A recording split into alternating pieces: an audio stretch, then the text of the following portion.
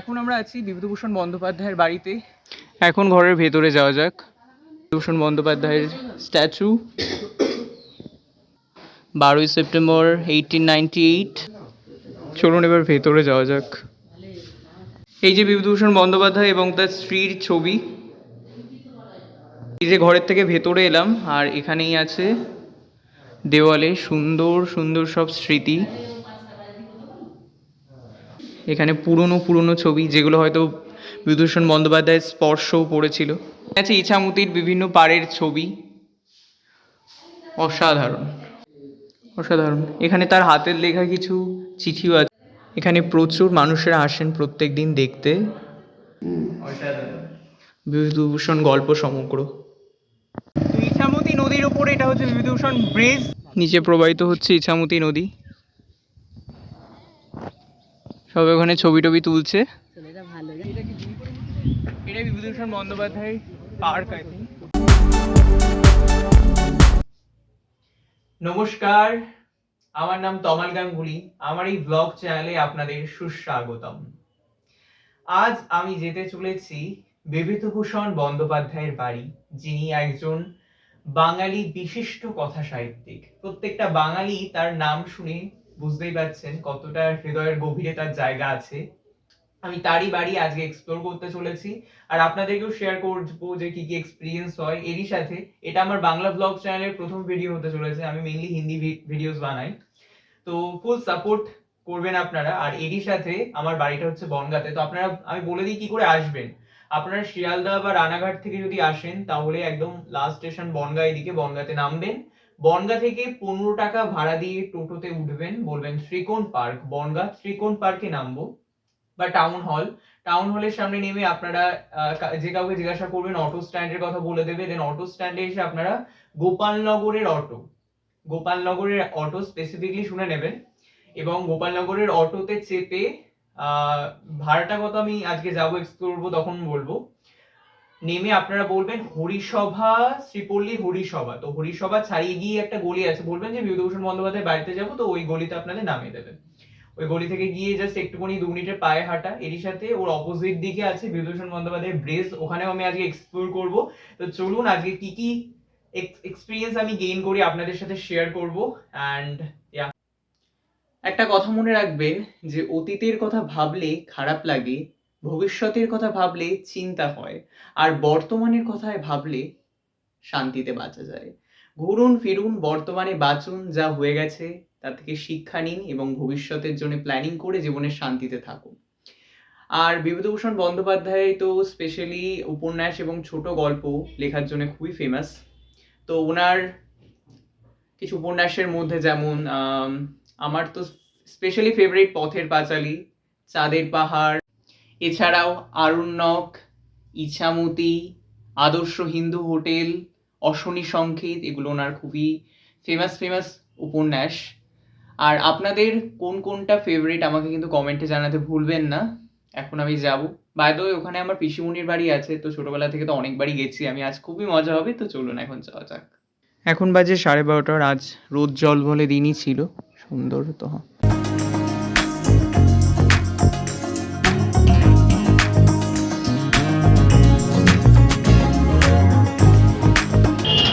তো এইটা হচ্ছে বনগাঁ হাই স্কুল, বিভূতিভূষণ বন্দ্যোপাধ্যায়ের স্কুল।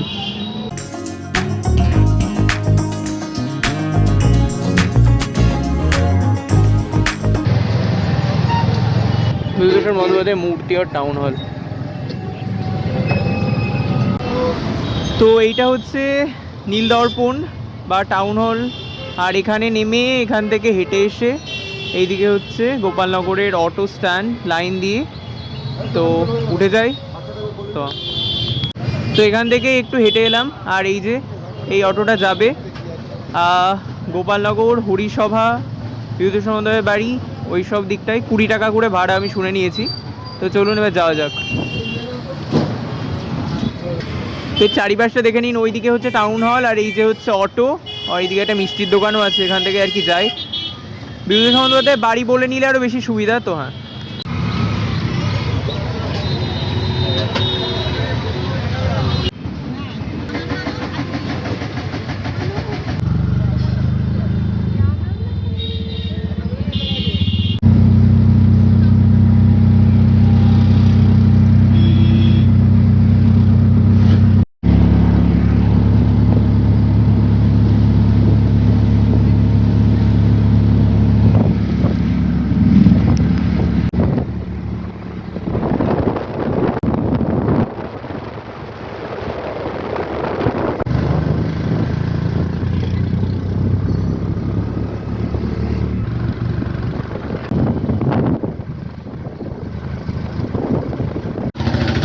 টোটো থেকে নেমে গেলাম। তো আমি এখন নেমে গেছি ব্যারাকপুর হরিসভা, এবার গোপালনগর হরিসভা। তো এই যে মা অলরেডি বাবার সাথে অলরেডি চলে এসেছিল। এই রোড থেকে হেঁটে এসে এখানে হচ্ছে বিভূতিভূষণ বন্দ্যোপাধ্যায়ের বাড়ি। এই যে লেখা আছে স্মৃতিরেখা বিভূতিভূষণ বন্দ্যোপাধ্যায় বসত বাড়ি। তো এটাই হচ্ছে বিভূতিভূষণ বন্দ্যোপাধ্যায়ের বাড়ি। এখন ভেতরে গিয়ে দেখা যাক কেমন অবস্থা চারিদিকে। এই যে মা ভেতরে চলে গেল। এখানে লেখা আছে স্মৃতির রেখা বিভূতিভূষণ বন্দ্যোপাধ্যায়ের বসত বাড়ি। এই যে আমার মা। আর চলুন এবার একটু ভেতরে যাওয়া যাক, দেখা যাক। চারিদিকে সুন্দর বাগান মতো করা, ঘেরা রয়েছে, আর এখান দিয়ে সুন্দর রাস্তা। এটাই হচ্ছে বিভূতিভূষণ বন্দ্যোপাধ্যায়ের বাড়ি।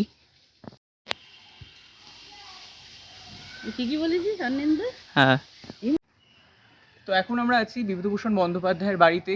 বিভূতিভূষণ বন্দ্যোপাধ্যায়ের জন্ম হয়েছিল 12ই সেপ্টেম্বর 1898 সালে এবং তিনি আর পরলোক গমন করেছিলেন 1 নভেম্বর 1950 সালে। তিনি একজন ঔপন্যাসিক এবং ছোট গল্পকার ছিলেন। তার উল্লেখযোগ্য কিছু পুরস্কারের মধ্যে রবীন্দ্র পুরস্কার, এবং তার একমাত্র সন্তান ছিলেন তারাদাস বন্দ্যোপাধ্যায়। এবার বাড়ির ভেতরে দেখা যাক। এখন ঘরের ভেতরে যাওয়া যাক। বহু লোক দেখতে আসেন। খুলে দিলাম। তো এটা হচ্ছে বিভূতিভূষণ বন্দ্যোপাধ্যায়ের স্ত্রী রমা বন্দ্যোপাধ্যায়, আর এইদিকে আছে বিভূতিভূষণ বন্দ্যোপাধ্যায়ের স্ট্যাচু। এখানে সুন্দর কলকা করা আছে, লেখা রয়েছে 28শে ভাদ্র 1301, 12ই সেপ্টেম্বর 1898, 15ই কার্তিক 1357, 1 নভেম্বর 1950। চলুন এবার ভেতরে যাওয়া যাক। বাহ, এই যে বিভূতিভূষণ বন্দ্যোপাধ্যায় এবং তার স্ত্রীর ছবি। এখানে আছে তারাদাস বন্দ্যোপাধ্যায়, তার একমাত্র সন্তান, তার ছবি। এই যে ঘরের থেকে ভেতরে এলাম, আর এখানেই আছে দেওয়ালে সুন্দর সুন্দর সব স্মৃতি, দেখতেই পাচ্ছেন এক এক করে।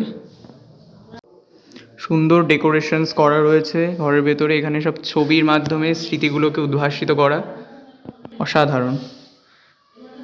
এখানে পুরনো ছবি, যেগুলো হয়তো বিভূতিভূষণ বন্দ্যোপাধ্যায়ের স্পর্শও পড়েছিল। আর এই যে আমি, এখানে আছে ইছামতির বিভিন্ন পাড়ের ছবি। অসাধারণ অসাধারণ, কত স্মৃতি, বাহ, অসাধারণ। এখানে তার হাতের লেখা কিছু চিঠিও আছে হয়তো।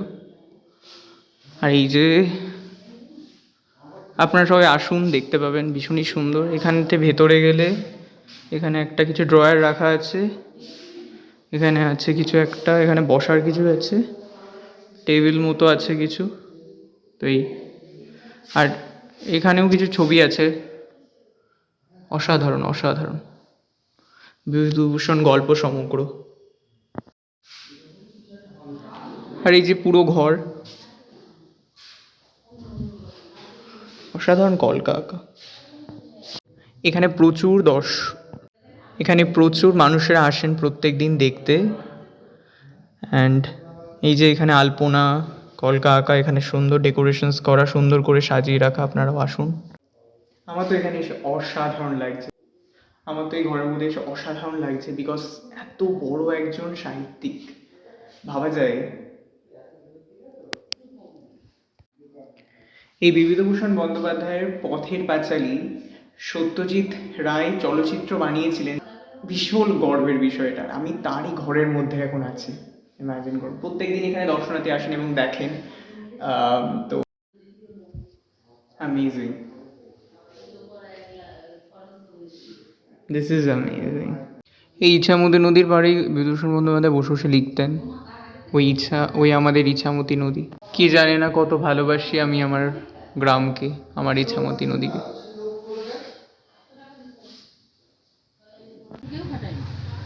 এই স্বর্ণেন্দু, তার মানে এখানে প্রত্যেকদিন প্রচুর লোক আসে, তাই তো?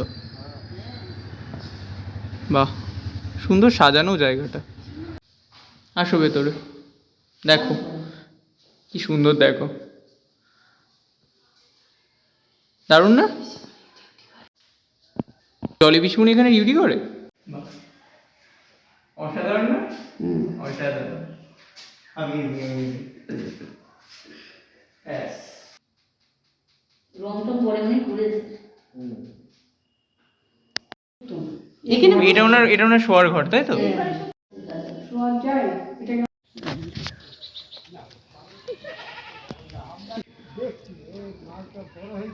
যাই হোক, ঘুরে এলাম, খুবই ভালো লাগলো।